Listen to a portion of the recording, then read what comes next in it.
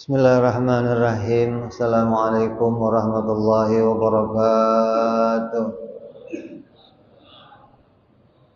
Fatihah ila ruhi sayyidina habibina syafi'in Rasulullah sayyidina Muhammad ibn Abdullah sallallahu alaihi wa ala alihi wa sahbihi wa azwajihi wa dzurriyyatihi an dhayani darajatin bil jannah wa yaqana bi asrarihim wa anwarihim wa ulumihim wa fadhim barakatihim fid dunya wa dunya wal akhirah wa ja'alna min hisbihim يرزقنا محبتهم ويتوفنا على ملتهم ويحشرنا في زمرتهم إلى عافية وسلامة ثم الفاتحة صاحب المقام إلى الحسين بن أبو بكر الإدريس والفتح ثم إلى صاحب الكتاب كإبراهيم البجري ثم إلى صاحب الشرحة إمام نووي البدري ثم إلى حضرة الوالد الأبي عبد الله بن محسن العظيم ثم إلى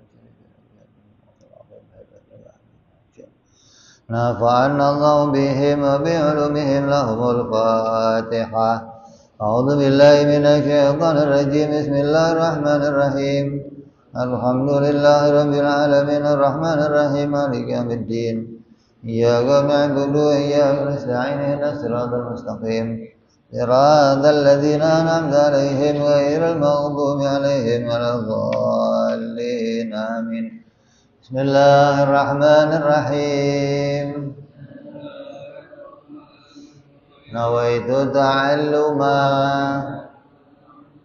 وتعليما وتذكرا وتذكيرا ونفعا والانتفاعا والإفادة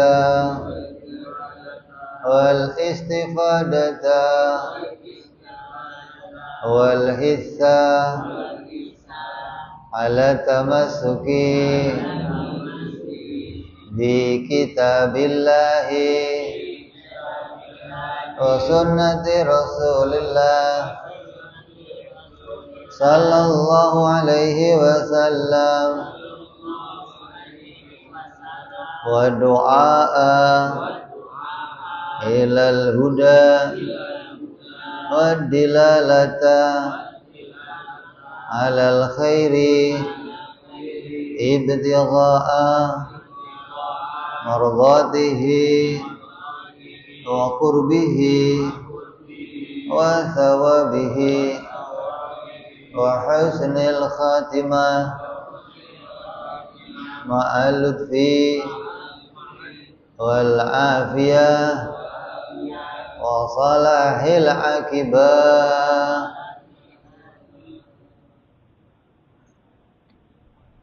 Bismillahirrahmanirrahim. Alhamdulillahirabbil alamin. Wassalatu wassalamu ala asyrafil anbiya'i wal mursalin. Sayyidina wa habibina wa syafi'ina wa maulana Muhammadin wa ala alihi wa sahbihi ajma'in. Amma ba'du. Wala musanniful kitab rahimahullah wa nafa'na bihi wa bi'ulumihi bid-dharain. Allahumma aftah qulubana futuhal arifin wa bihikmatika wansur alaina birahmatika ya arhamar rahimin. Ila anqal. Kemarin masih membahas sifat kalam ya. Allah wajib berbicara.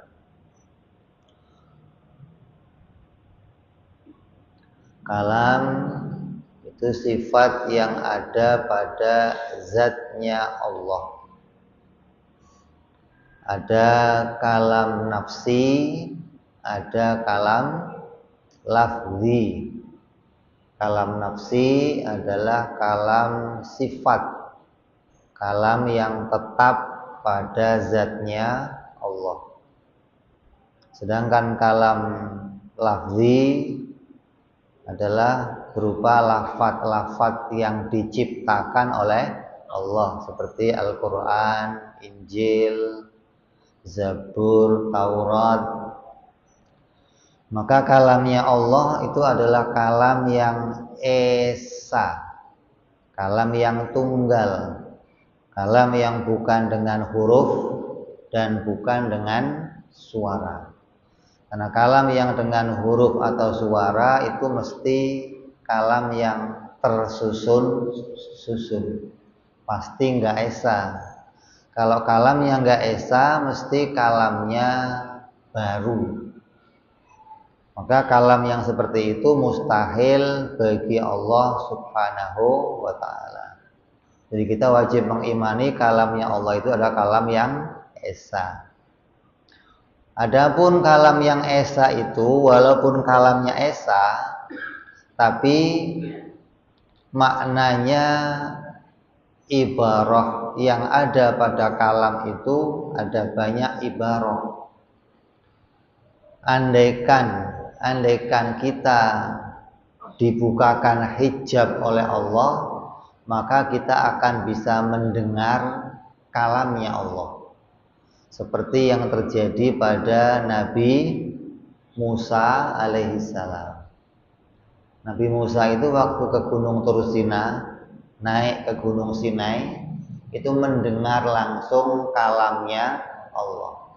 Maknanya Allah membuka hijab Nabi Musa hingga Nabi Musa mendengar kalamnya Allah, yaitu kalam yang qadim, kalam yang esa. Walaupun kalamnya itu esa, tapi di dalam kalam itu banyak ibarah-ibarah yang harus kita pahami.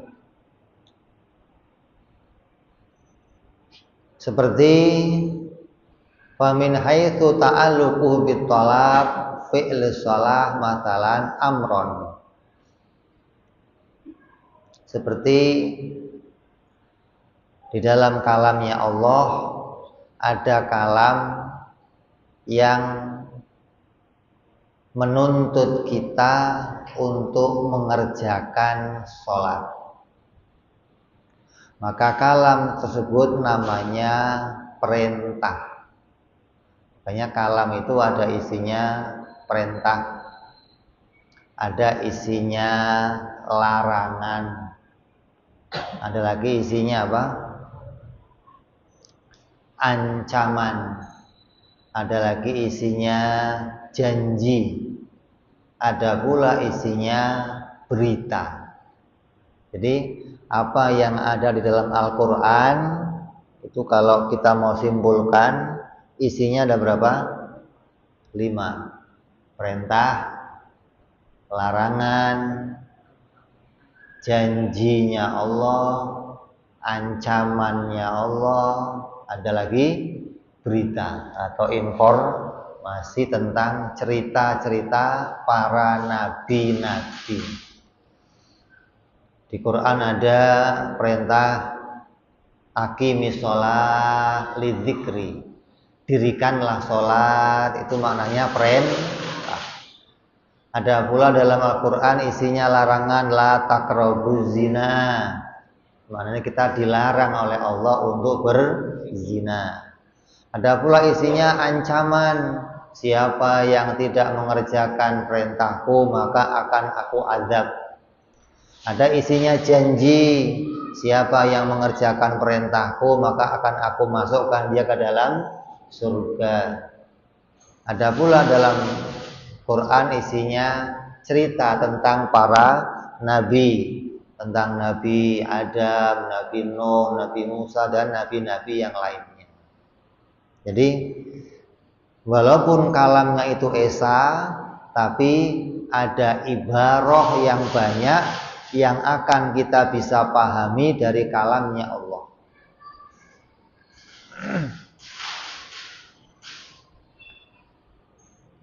Terus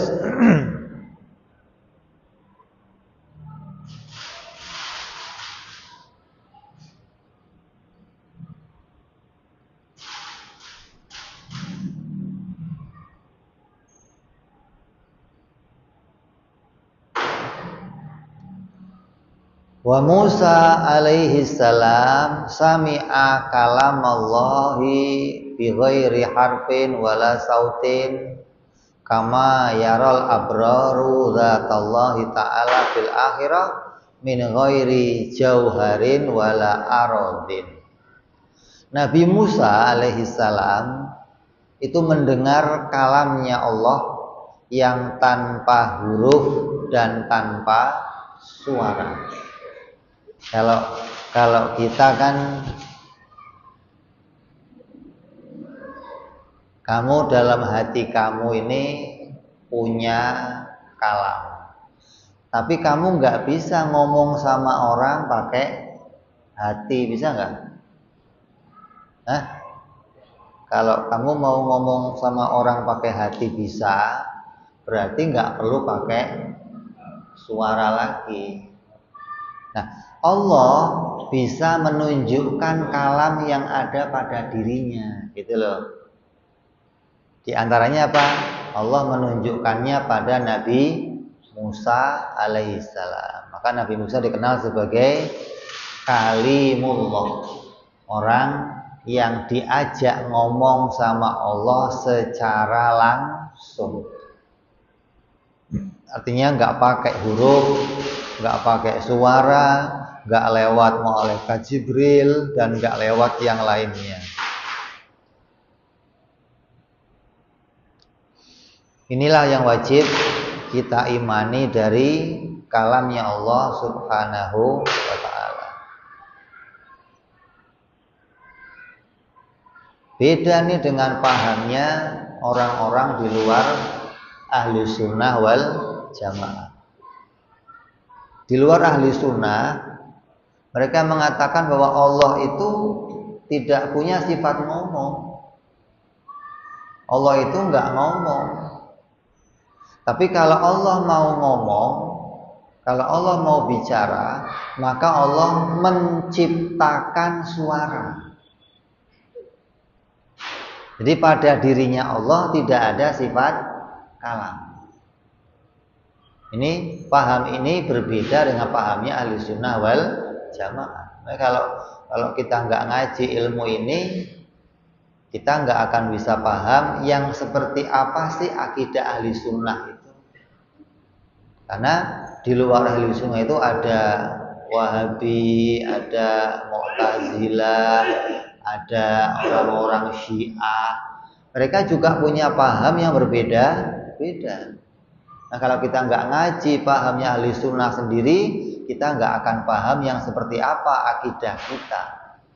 Di akidah ahli sunnah yang seperti itu, bahwa Allah itu wajib bersifat kalam, yang sifat itu ada pada dirinya Allah. Dan sifat kalam ini tidak berawal dan tidak berakhir. Kalamnya Allah kalam yang esa. Terus wadziduha, lawannya, kalau Allah tidak ada pada dirinya sifat kalam, berarti Allah akan punya sifat namanya sifat bakmu, wa huwa al-harsu. Apa bakmu itu? Bakmu itu maknanya bisu. Mustahil Allah pada dirinya itu bisu, tidak ada sifat kalam. Seperti yang dipahami oleh orang-orang Mu'tazilah, oleh orang-orang Wahabi, mengatakan Allah itu yang nggak ada kalam pada dirinya. Kalau Allah mau ngomong, ya Allah menciptakan kalam. Kalau Allah nggak mencipta kalam, berarti Allah apa? Diem. Nah, kalau diem, maka sifat kalam bagi Allah berarti sifat yang baru. Tadinya nggak ngomong, terus ngomong. Maka ini bagi kita hukumnya mustahil. Jadi mustahil bagi Allah itu ada sifat bisu atau ada sifat diam. Diam itu mustahil, apalagi bisu. Bisu itu cacat, tidak bisa berkomunikasi. Mustahil bagi Allah punya sifat bisu. Wal muradu bil bakmi adamul kalamin nafsi sawa'un kana bil afad amla pada khalafihi as-sukut. Yang dimaksud dengan tidak bicara adalah bahwa tidak ada pada Allah itu kalam nafsi atau kalam sifat. Maka sama saja disebabkan itu enggak adanya karena penyakit atau enggak adanya itu karena sengaja Allah tidak mau bicara. Jadi orang bisu itu ada dua macam. Ada asli bisu, ada membisu. Kalau membisu itu berarti sengaja nggak bicara gitu. Tapi kalau bisu berarti asli tidak bisa bicara. Lah, dua-duanya ini tidak mungkin bagi Allah. Allah tidak mungkin bisu dan tidak mungkin membisu atau sengaja tidak mau bicara.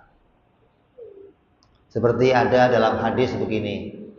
Nanti manusia itu akan dikumpulkan oleh Allah di padang mahsyar.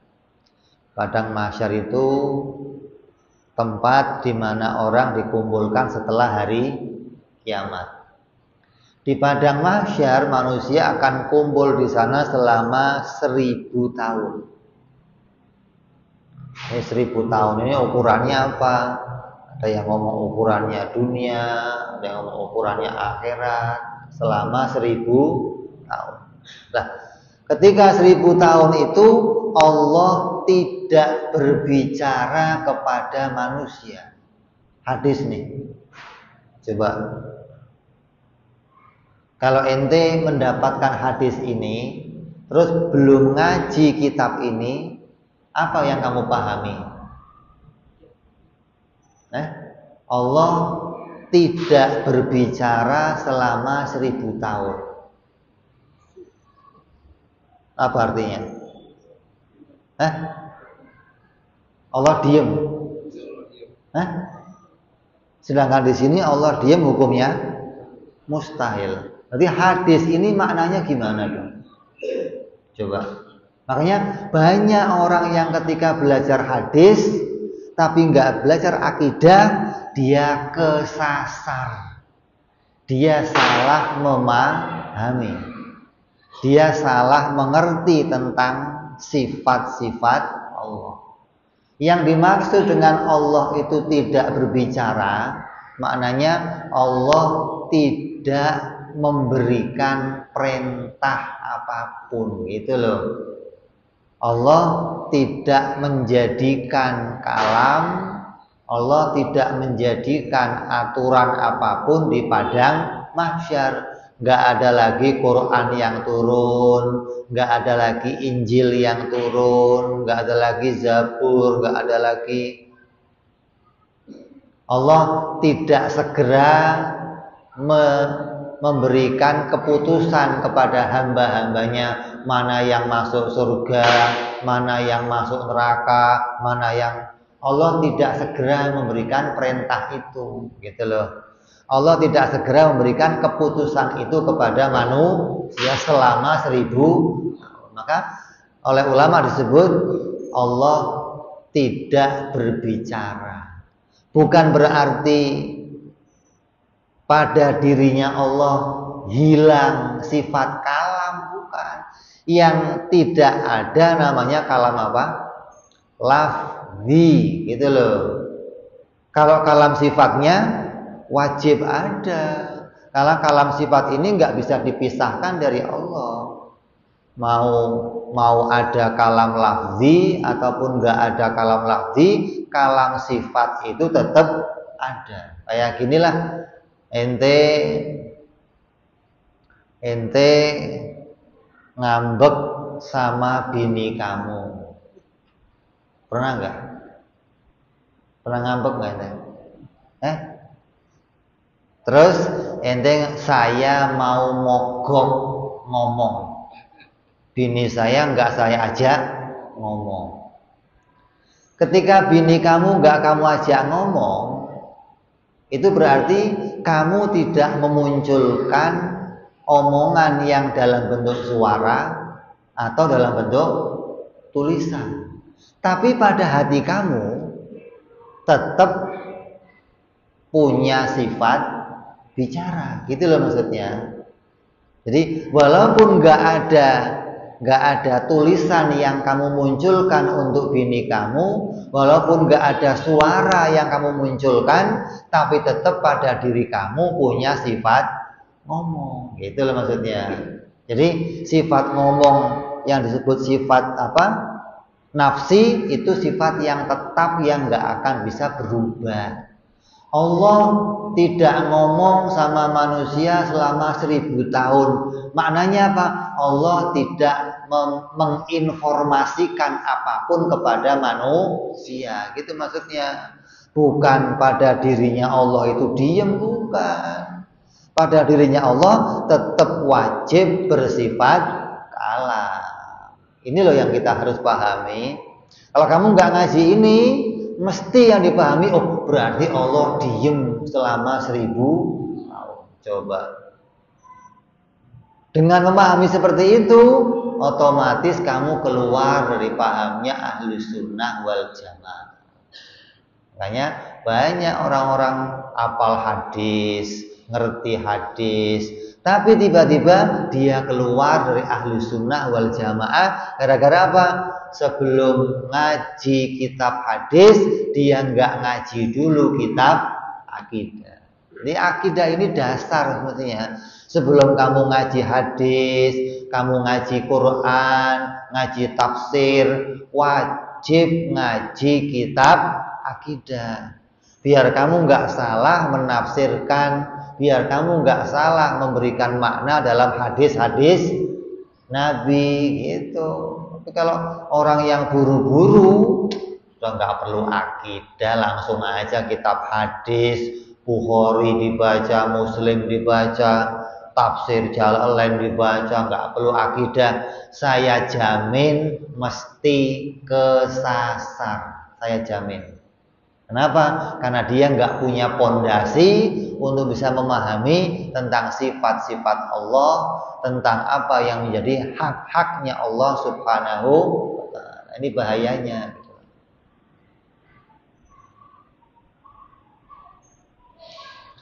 Wa mithaluhu fi syahid ayyamna Allahu 'anil insani tafakkura fala yajri ala qalbihi kalamun nafsi.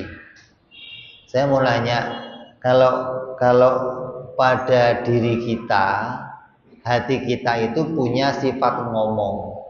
Pernah nggak hati kamu berhenti ngomong? Pernah nggak? Pernah nggak? Hah?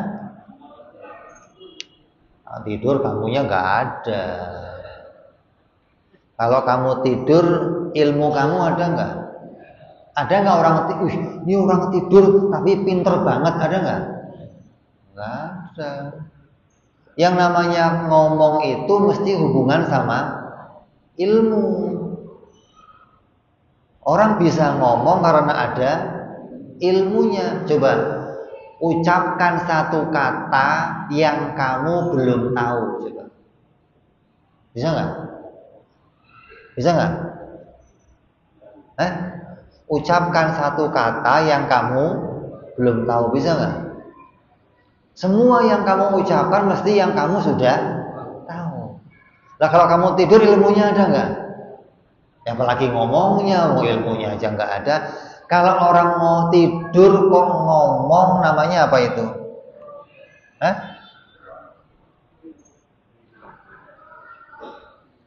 Kalau orang ego ketika dia bangun tidur ditanya, tadi kamu ngomong apa, tahu nggak?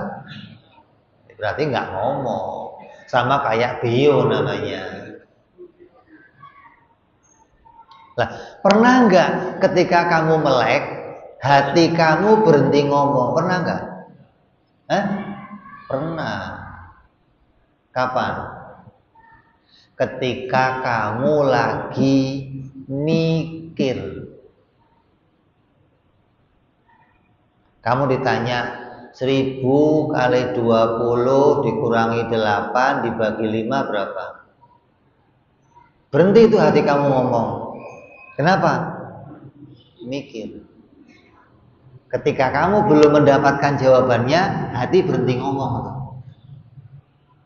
Nah, Itulah bedanya kalamnya kita dengan kalamnya Allah.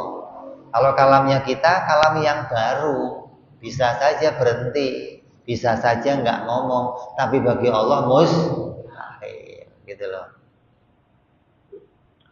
Wa'lam anna kalam Allah yutlaqu ala kalamil qadim qaim bidzati ta'ala wa ala kalamil lafzi al maqru' bi ma'na annahu ta'ala khalaqahu wa laisa li ahadin fi asli tarkibihi kasbun.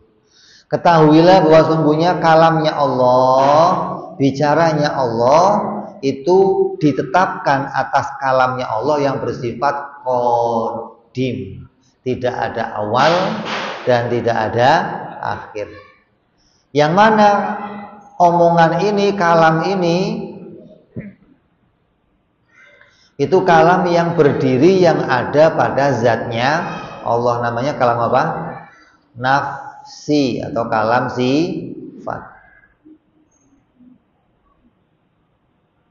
Adapun kalam yang bentuknya lafaz, kalam yang diturunkan oleh Allah yang bentuknya lafaz, maka ini adalah kalam yang diciptakan oleh Allah. Allah menciptakan tulisan, kayak kamu ngetik dah SMS, kamu nulis apa? Surat. Namanya kamu menciptakan, membuat tulisan. Yang tulisan itu sama dengan yang ada dalam hati. Nanti kalau mau nulis, mesti hatinya ngomong dulu tuh, saya mau pergi dari hati. Berarti yang ada di tulisan ini sama dengan omongan yang ada dalam hati. Lah, Quran yang kamu terima, Injil, Taurat, Zabur, yang bentuknya tulisan itu maknanya sama dengan kalam yang ada pada dirinya Allah, gitu loh. Karena semua yang rupanya tulisan yang Allah ciptakan itu adalah kalamnya Allah dalam bentuk lafaz yang sengaja Allah ciptakan untuk berita kepada para hamba-hambanya. Ada yang pakai bahasa Arab namanya Quran, ada yang pakai bahasa Suryani Injil, ada yang pakai Ibrani Taurat, ada yang Zabur. Ini Allah ciptakan dengan bahasanya kaumnya. Lah, kalau Allah bahasanya apa, Bib? Ya Allah nggak ada bahasanya. Wong Allah ngomongnya nggak pakai huruf, nggak pakai suara. Kalau omongan yang nggak pakai huruf, nggak pakai suara, yang nggak ada bahasanya. Lah, omongan yang pakai huruf, pakai suara, mesti ada bahasanya. Entah itu mau bahasa Inggris, bahasa Cina, bahasa Arab, bahasa Jawa, mesti ada. Lah, kalamnya Allah yang nggak ada bahasanya seperti kita. Faman ankara annama baina daftil mushafi kalamullahi ta'ala kafaro. Maka siapa yang mengingkari apa yang ada di antara tulisan Al-Quran, diingkari ini bukan kalamnya Allah, maka hukumnya kafir. Siapa yang ingkar yang ada dalam mushaf Al-Quran yang 30 juz itu kok mengatakan ini mah bukan kalamnya Allah, maka hukumnya kafir. 30 juz ini adalah kalamnya Allah, omongannya Allah. Maknanya tidak ada satu manusia pun yang membuat omongan ini, nggak ada. Omongan ini adalah omongan yang dinisbatkan menjadi omongannya. Kayak kamu tiba-tiba di jalan nemu surat. Ketika membaca suratnya, mesti kamu nanya, ini surat yang nulis siapa? Nggak mungkin tiba-tiba ada surat, oh ini suratnya muncul sendiri. Nggak mungkin, mesti ada yang ngomong. Nah, Quran yang 30 juz itu semua isinya adalah kalamnya Allah. Siapa yang mengingkari ada satu ayat atau satu huruf mengatakan ini mah bukan kalamnya Allah, hukumnya kafir. Tapi yang 30 juz itu bukan kalam sifat, tapi kalam lafaz, kalam yang diciptakan oleh Allah. Kalau kalam sifat, kalam yang ada pada dirinya Allah. Illa ayyurida annahu laisa huwa sifatil qaimah bidzati ta'ala, kecuali dia bermaksud mengatakan bahwa mushaf ini bukanlah kalam sifatnya Allah. Oh, Quran ini bukan kalamnya Allah, maknanya bukan kalam sifat, tapi kalam lafaz. Jadi kamu harus paham dulu pada dasarnya cuma ngomong itu dua tadi. Ada kalam yang namanya kalam sifat yang ada pada diri.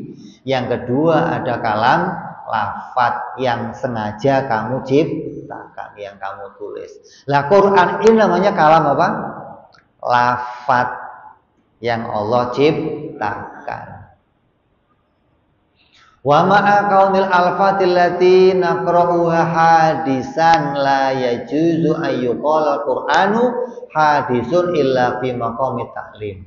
Maka Quran ini yang 30 juz yang kita baca ini hukumnya kalamnya adalah makhluk. Yang 30 juz itu adalah hukumnya makhluk, kalam yang diciptakan oleh Allah. Tapi kamu ngomong begini hanya boleh di majelis taklim. Di luar majelis taklim kamu nggak boleh ngomong kalau Al-Quran itu kalam makhluk, nggak boleh. Karena di luar majelis taklim itu banyak orang yang nggak ngaji. Dia nggak ngerti mana kalam sifat, mana kalam lafaz, nggak bisa bedain. Hingga di luar majelis taklim kalau harus ngomong, oh Quran ini kalam makhluk, nggak boleh ngomong kalam makhluk, tapi ngomong Al-Quran ini kalamullah. Kalamullah itu qadim. Kamu nggak boleh ngomong kalau Al-Quran itu hukumnya makhluk, kecuali hanya di majelis taklim. Karena kalau di majelis taklim kamu dikasih penjelasan sama guru. Oh, yang Quran ini disebut kalam makhluk. Kenapa? Karena ini bentuknya lafaz, kalam yang diciptakan oleh Allah. Sesuatu yang diciptakan oleh Allah namanya apa? Makhluk. Lah kalau kalam Allah yang qadim mana yang sifat? Oh, itu kalam yang ada pada dirinya Allah. Jadi bisa bedain tuh kalau di majelis taklim. Tapi orang yang nggak ngaji nggak bisa bedain. Maka ketika mereka nggak bisa bedain, cukup kita kenalkan kalamnya Allah hanya satu, yaitu kalamnya qadim. Nggak perlu ngomong ada kalam yang makhluk, karena dia nggak ngerti bedain mana kalam yang makhluk, mana kalam yang qadim. Ini loh ruginya orang nggak ngaji begitu. Li'anal Qur'an yutlaqu ala sifatil qa'imah bidzati ta'ala aidan lakin majazan. Karena boleh saja Al-Qur'an itu dinisbatkan, dimutlakan kepada Allah, tapi itu majaz atau qiyas. Farubbama yutawahamu min itlaqi anal Qur'an hadisun anna sifatal qadimah bidzati ta'ala hadisun. Kalau kita ngomong di luar majelis taklim, kita ngomong kepada orang awam mengatakan, ini Quran ini kalamnya Allah, ini makhluk, maka orang itu akan memahami bahwa Allah itu berarti ngomongnya seperti makhluk. Ada tulisannya, ada hurufnya. Ini yang bahaya. Jangan sampai orang awam nanti salah paham tentang sifat kalamnya Allah. Biar nggak salah paham, jangan ngomong kalau Al-Quran ini makhluk. Loh, tapi kita ngomong Al-Quran ini kalamullah. Al-Quran ini qadim, bukan sesuatu yang baru. Itu. Kalau kita ngomong Quran ini mah baru, nanti mereka pahamnya Allah itu ngomongnya juga baru, bukan qadim. Ini loh yang bahaya ketika orang awam salah paham. Wa tahqiq anna madlulal alfaz allati naqra'uha ba'da madlul sifatil qadimah. Maka pada hakikatnya bahwa sesuatu apapun yang ditunjukkan dalam lafaz-lafaz Al-Quran yang kita baca itu adalah bagian dari sesuatu yang ditunjukkan oleh Allah pada kalam qadimnya. Ente baca Quran nih, la taqrabuz zina. Oh, kamu paham, oh saya ini dilarang oleh Allah untuk berzina. Andai kamu dibukakan hijab oleh Allah, bisa langsung mendengar kalamnya Allah, kamu akan paham bahwa kamu dilarang zina, tapi omongan itu nggak pakai huruf, nggak pakai suara, gitu loh. Jadi ada kalam yang ada pada dirinya Allah yang menunjukkan kamu dilarang berzina, tapi kalam itu bukan dengan huruf dan bukan dengan suara. Jadi makna yang kita pahami dalam Al-Quran sama dengan makna yang ada pada kalam qadimnya Allah, pada kalam sifatnya Allah. Sama kayak ente terima surat deh, saya mau datang ke Jakarta nanti tanggal 1 Januari. Ini ngomongnya dalam bentuk surat nih, tulisan. Kamu paham, oh Habib mau datang loh ke Jakarta. Ini omongan yang kamu pahami ini sama dengan omongan yang ada dalam hati saya, gitu loh maksudnya. Tapi tulisannya di sini nggak ada. Yang ada apanya? Yang ada apanya? Maknanya sama, gitu loh. Makna yang kamu pahami dalam tulisan ini sama dengan makna yang ada dalam hati saya. Hanya bentuknya saja yang berbeda. Kalau di sini bentuknya tulisan, dalam hati saya bentuknya bukan tulisan.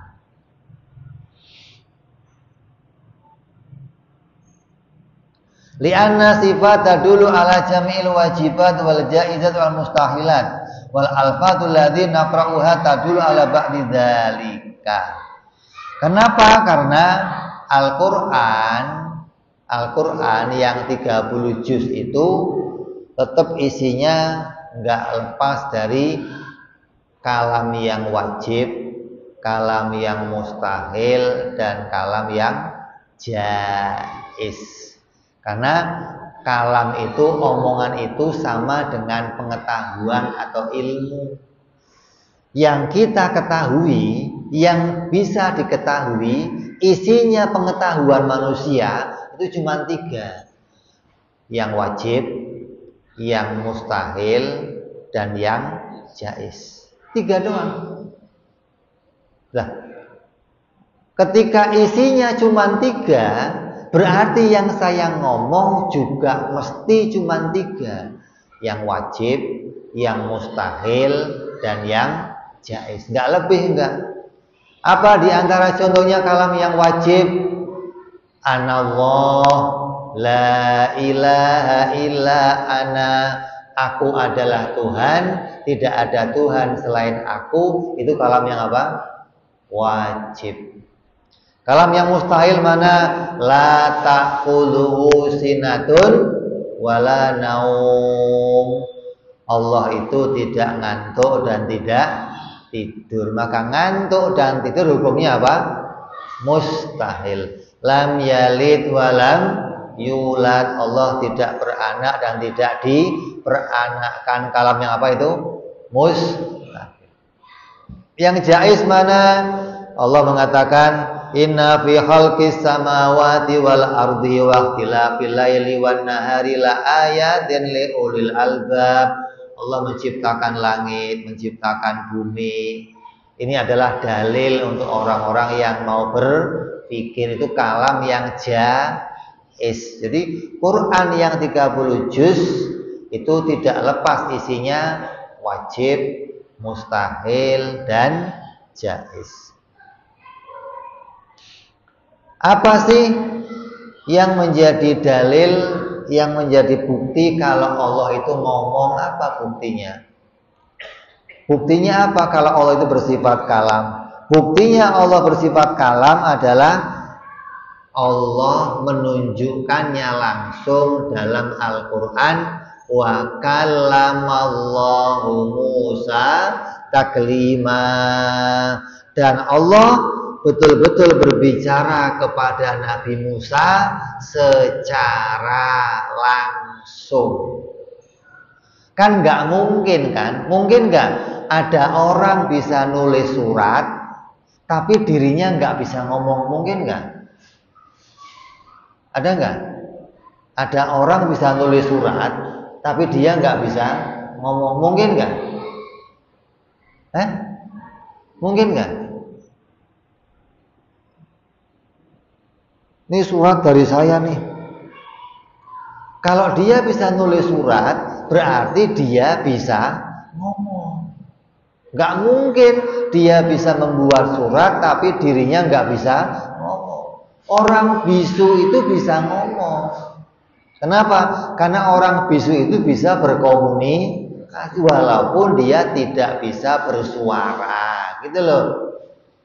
Tidak bisa bersuara itu nggak jadi terus orang nggak bisa ngomong, bukan nggak bisa bersuara ya cukup orang itu nggak bisa bersuara, tapi urusan ngomong tetap bisa ngomong. Kenapa? Karena ngomong itu nggak harus pakai suara, bisa pakai tulisan. Ketika dia nulis surat, oh iya, kamu paham maksudnya. Ketika kamu paham maksudnya, berarti dia bisa berbicara. Nah, Allah Subhanahu wa taala menjadikan Al-Qur'an 30 juz. Tandanya Allah pasti bisa berbicara. Umpamanya begini, kamu punya raja. Kamu tinggal di kerajaan nih. Ente nggak pernah ketemu sama raja kamu. Rajanya jauh. Kita di pedesaan, nggak pernah komunikasi. Ini zaman dulu nih, nggak ada radio, nggak ada TV, nggak ada handphone, nggak ada komunikasi. Kamu tahu nggak kalau raja kamu itu bisa ngomong? Ya nggak tahu, saya nggak pernah ketemu. Tapi tiba-tiba ada utusan raja datang, terus bawa surat. Raja memerintahkan kepada seluruh penduduk untuk kumpul ke kerajaan tanggal sekian. Surat itu menandakan raja bisa ngomong, gitu loh. Walaupun kamu nggak dengar langsung omongannya, gitu loh. Jadi dengan adanya surat, kamu tahu kalau raja saya pasti bisa. Dulu kamu kalau pernah lihat film-film Cina, pernah lihat nggak? Film Cina perang-perang itu, kalau ada utusan raja bawa surat, terus dia bacain, rakyatnya gimana?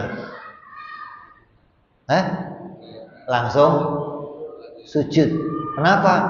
Surat dari raja itu seakan-akan rajanya datang, gitu loh.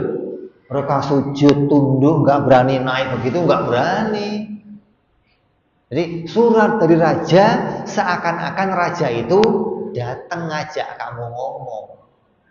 Quran yang kita baca itu sama aja kamu sedang diajak ngomong sama Allah. Makanya orang yang baca Quran harus tunduk, tawadhu, khusyuk. Kenapa? Seakan-akan kamu diajak ngomong sama Allah. Kita kalau masih kecil bawa Quran gimana? Ya, sekarang orang bawa Quran udah kayak nggak ada hormatnya sama Quran. Naruh Quran, oh nggak boleh. Bawa Quran kok di belakang gini, nggak boleh, taruh depan. Makanya orang bawa kitab, bawa Quran ditaruh tas taruh belakang, oh nggak boleh. Kamu bawa kitab, bawa Quran, taruh tasnya taruh depan, nggak boleh nggak ada hormatnya. Karena kamu baca Quran ini seakan-akan kamu sedang ngomong sama Allah. Jadi apa buktinya Allah itu ngomong? Buktinya Allah itu ngomong, Allahnya kirim surat. Karena ada suratnya itulah saya tahu kalau Tuhan saya pasti bersifat ngomong. Gak mungkin ada suratnya tapi dianya nggak bisa, mana bisa. Oh Tuhannya bisu, ngomongnya yang ngomong utusannya. Lah utusannya yang ngomong disuruh siapa? Ya disuruh Tuhan. Ya berarti dia bisa ngomong sama utusannya. Sampai ini sama orang Arab begini, sampaiin sama orang Israel begini, sampaiin sama orang India begini. Berarti Tuhannya bisa. Walaupun kita mendengarnya lewat seorang utusan, tidak mendengar langsung dari Allah. Lah, yang pernah mendengar langsung siapa? Yang pernah mendengar langsung kalamnya Allah, Nabi Musa alaihi salam. Siapa lagi? Nabi Muhammad sallallahu alaihi wasallam waktu apa? Isra Mi'raj. Tapi Nabi Muhammad tidak dikenal sebagai kalamnya Allah. Yang dikenal sebagai kalimullah siapa? Nabi Musa alaihi salam. Jadi tiap nabi itu punya julukan masing-masing, gitu loh. Nabi Muhammad nggak mau ngambil julukan Nabi Musa. Julukan Nabi Musa kalimullah, ya Nabi Musa, Nabi Muhammad punya julukan yang lainnya. Nabi Ibrahim punya julukan, Nabi Isa punya julukan, Nabi Nuh punya julukan, gitu loh. Jadi kalau sudah julukan itu dikasih ke satu nabi yang lain yang nggak pakai julukan itu, walaupun dia punya keadaan yang sama. Nabi Musa pernah diajak ngomong Allah, Nabi Muhammad juga pernah diajak ngomong sama Allah, tapi julukannya tetap diberikan kepada Nabi Musa alaihi salam. Terus kita masuk Isya, kita dengar adzan Isya sebentar, fadhol.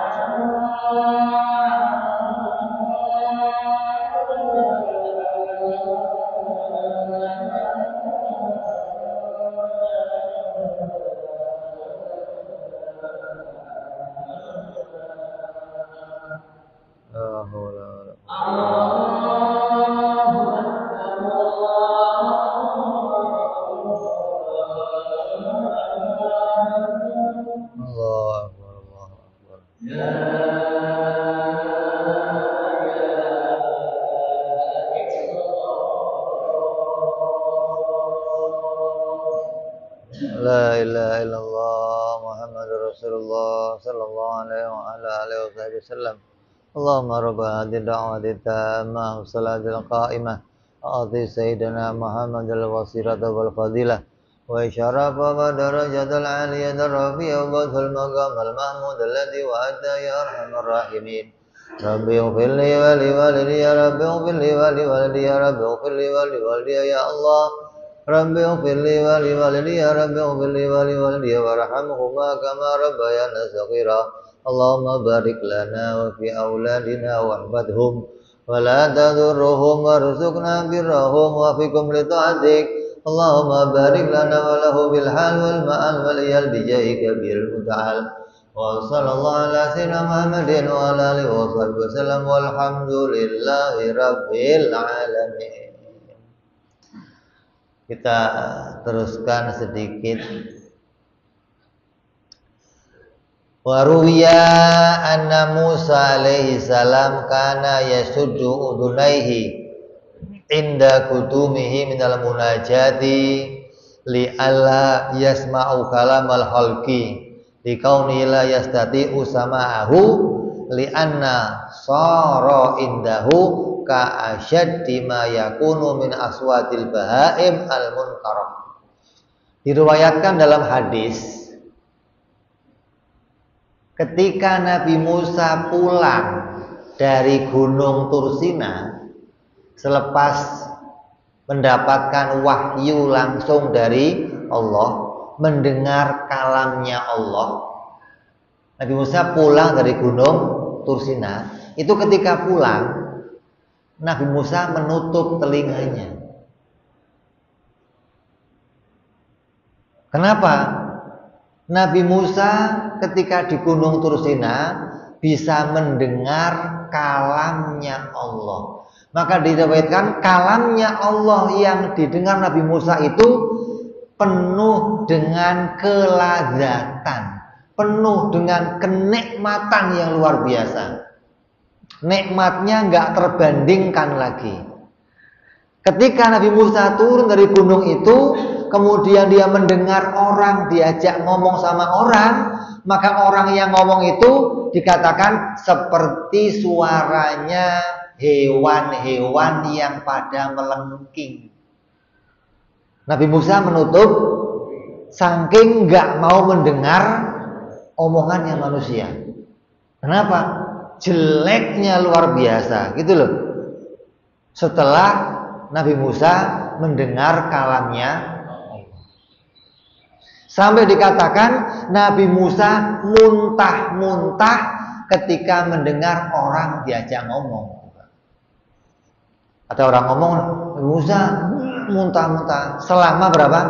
40 hari.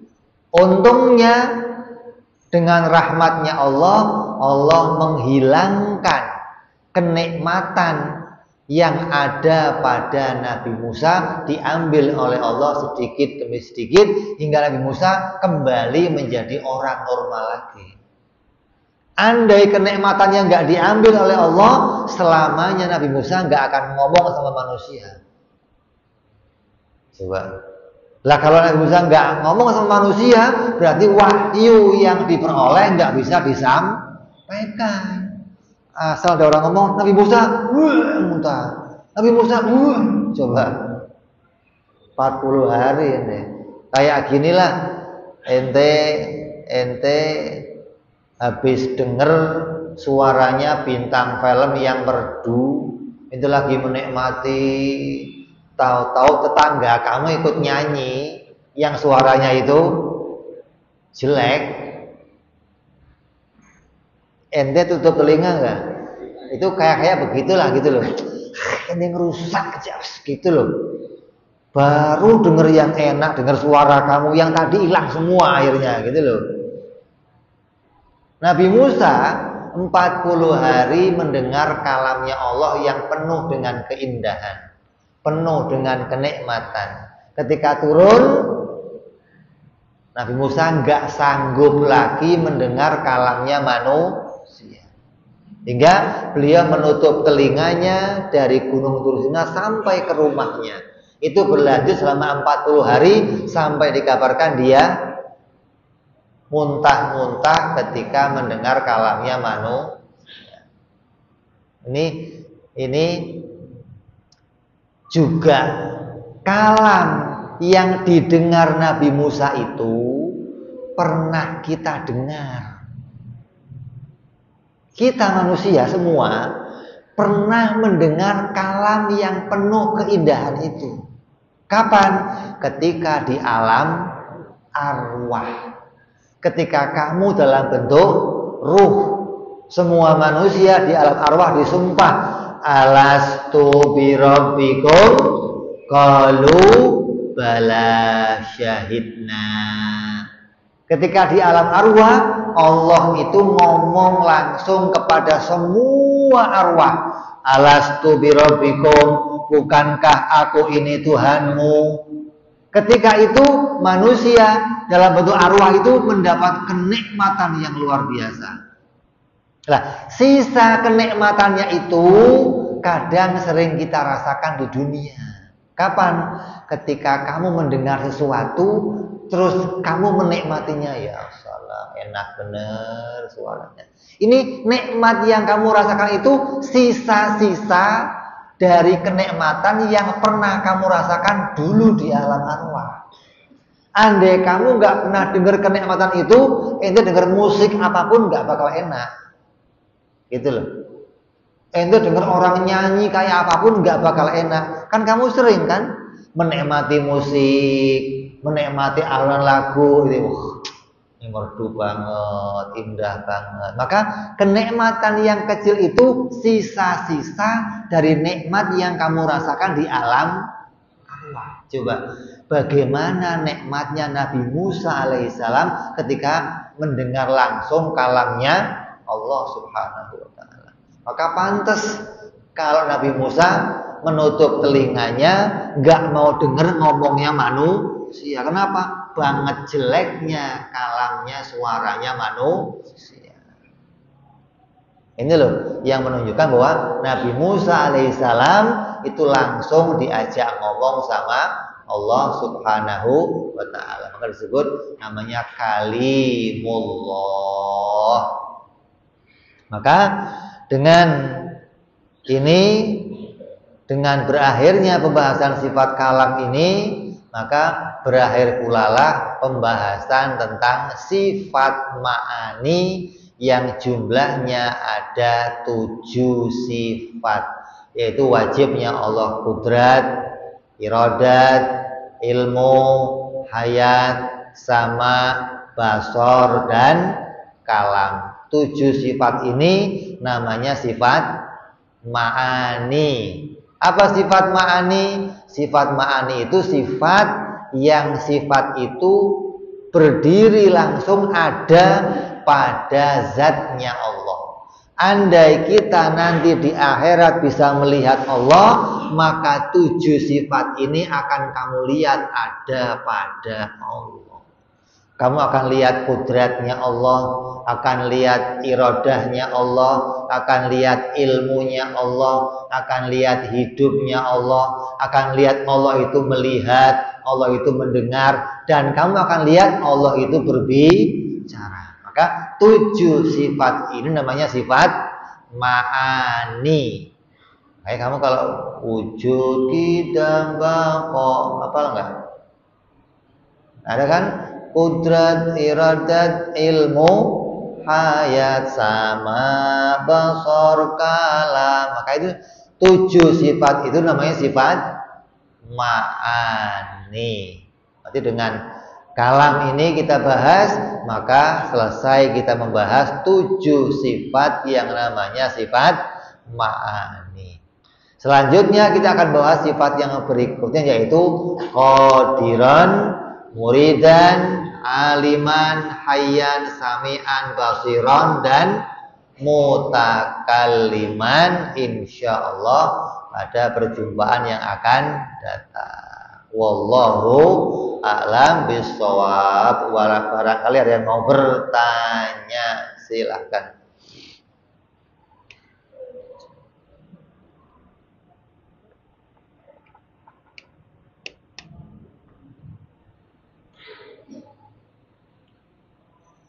Iya dong. Bismillahirrahmanirrahim. Assalamualaikum warahmatullahi wabarakatuh. Waalaikumsalam warahmatullahi wabarakatuh. Al-Quranul Karim itu kan kalamnya Allah ya, untuk lafaznya. Yang saya tanyakan, di Al-Quran itu tidak ada kata wujud. Gimana itu, Bib? Kenapa, Bib? Mohon penjelasan. Itu yang pertama. Yang kedua, beda nggak sih, Bib? Akidah, alat, sama syariat. Mohon penjelasan, Bib. Assalamualaikum warahmatullahi wabarakatuh. Waalaikumsalam warahmatullahi wabarakatuh.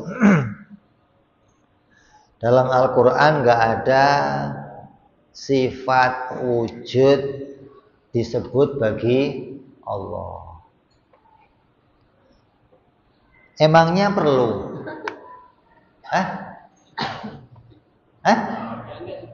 Maksudnya gini, kamu perlu nggak Allah menyasih kamu surat, saya ini ada loh, perlu nggak?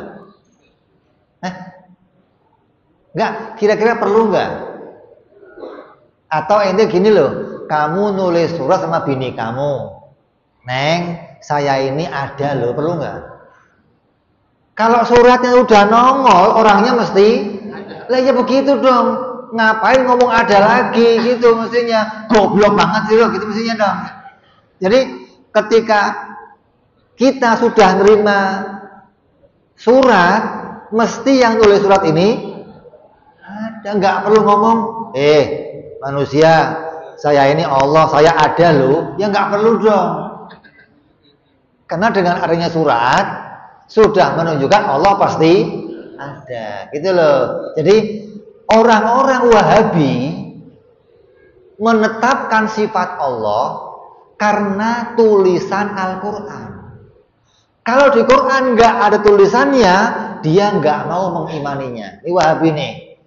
Jadi Wahabi harusnya tidak mengimani kalau Allah itu ada. Gitu mesti. Kenapa? Di Quran nggak ada. Lah kalau Wahabi nggak mengimani Allah itu ada, berarti Allah ada apa enggak kira-kira? Nggak ada dong. Apa gara-gara nggak ditulis ada, Allah jadi nggak ada gitu? Kan aneh kan?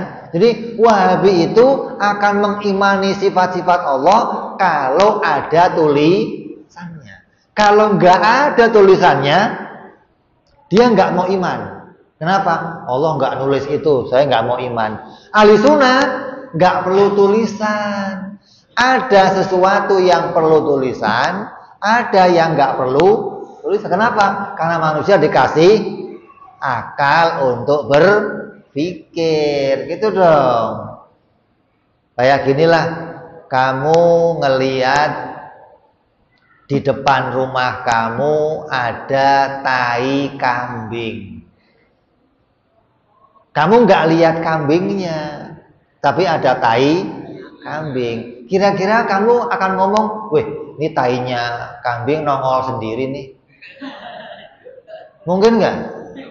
Kalau ada tai kambing, berarti di daerah situ ada kambing, gitu dong.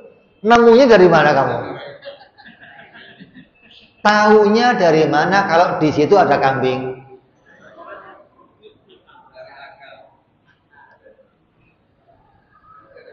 Ini loh karunia Allah, Allah kasih kita akal. Jadi walaupun di Quran nggak ada tulisan Allah itu wujud, tapi akal kita bisa mengatakan Allah pasti wujud, gitu dong. Kenapa? Nah, langit bumi gede begini lo kurang colok matanya gitu mestinya.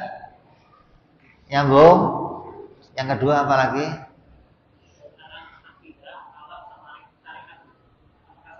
Ya beda, akidah itu dasar. Akidah itu pondasi agama. Akhlak itu adab, sopan, santun.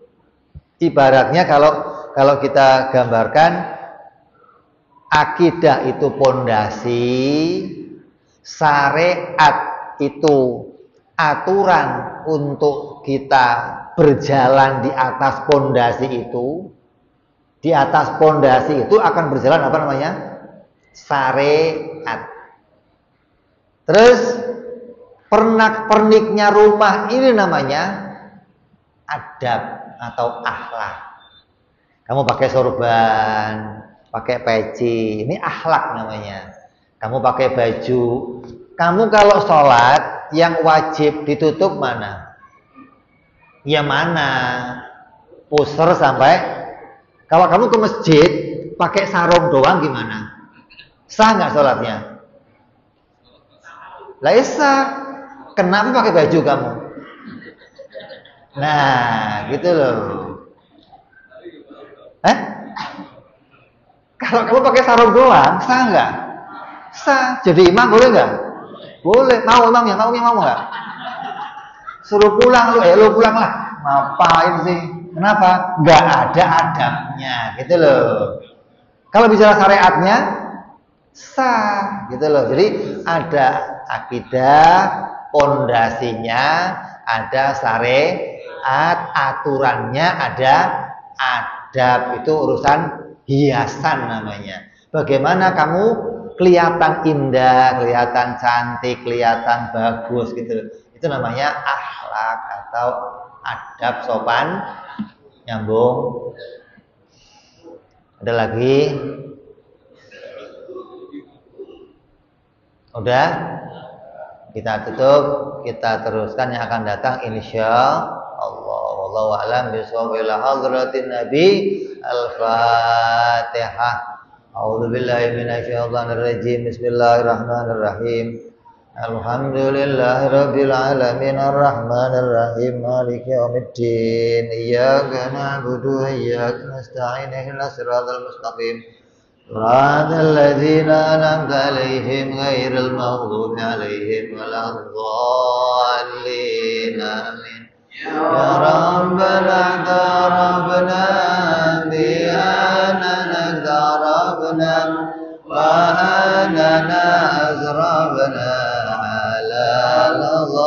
أشربنا فتوب علينا توبة زيل كل حوبة واستر لنا عوراتي وآمن روعاتي واغفر لوالدينا ربي ومولودينا والآل والإخوان وسائر الهلان وكل ذي محبة أو جيرة أو صحبة والمسلمين أجمع آمين ربي اسمع فضلا وجودا منا لا باكتساب منا